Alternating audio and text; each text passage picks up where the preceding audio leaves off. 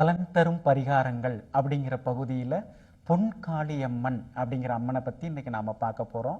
ஈரோடு பக்கத்தில் தலையநல்லூர் அப்படின்னு ஒரு ஊர் இருக்குது. அந்த ஊரில் இந்த அம்பாள் அருள் பாலிச்சிட்டு இருக்காங்க.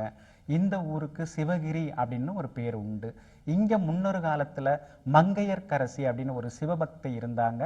அவங்க தவம் பண்ணும்போது அரக்கனால் ஏற்பட்ட அந்த இடையூறை காப்பாற்றுறதுக்காக அம்பாள் அந்த அரக்கனை அழித்து இங்கவே அவங்க சுயம்புவா அருள்பாலிச்சு எழுந்தருளி இருக்காங்க. இங்க இருக்கக்கூடிய அம்பாளை வணங்கினா எல்லா தோஷங்களுமே நீங்கும். பொன்காளியம்மன் இங்க ரொம்ப அற்புதமா காட்சி கொடுத்துட்டு இருக்காங்க.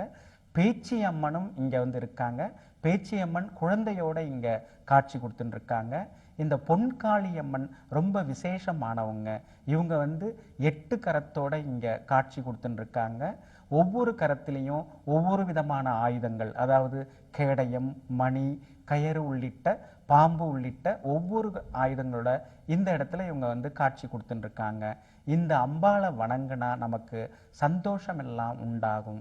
இந்த அம்பாளுடைய இன்னொரு விசேஷம் என்னன்னா 2 காதுலையும் பாம்பை மகுடங்களா அணிஞ்சிட்டு இருக்காங்க. அதாவது பாம்பையே தன்னுடைய காதணியா ஆக்கி இங்க அம்பாள் காட்சி கொடுத்துட்டு இருக்காங்க.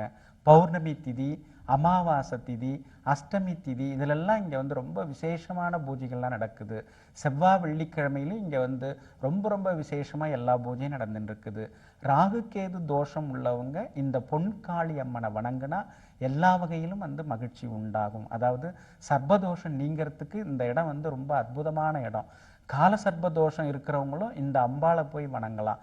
ஏன்னா இந்த அம்பாள் அப்படியே பிரதிஷ்டியா காட்சி கொடுத்துட்டு இருக்காங்க. எல்லா வகையிலுமே நமக்கு பார்த்த உடனேயே நம்முடைய மனக்கவலைகள் எல்லாமே நீங்கும். அதனால எல்லா தோஷங்களும் நீங்கிறதுக்கு இந்த அம்மனை போய் ஒரு தடவை பொங்கல் வச்சு வழிபடுங்க.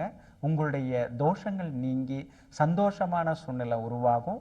இங்க இருக்கக்கூடிய பேச்சி அம்மனும் ரொம்ப அற்புதமான அம்மன். அதாவது குழந்தைக்கு ஏதாவது உடம்பு முடியலை, காத்து கருப்பு அந்த மாதிரி எல்லாம் ஏதாவது இருந்தாலும் இங்க போய் அந்த பேச்சி அம்மனை வணங்கினா குழந்தையோடைய ஆரோக்கியம் அழகெல்லாம் அதிகரிக்கும்.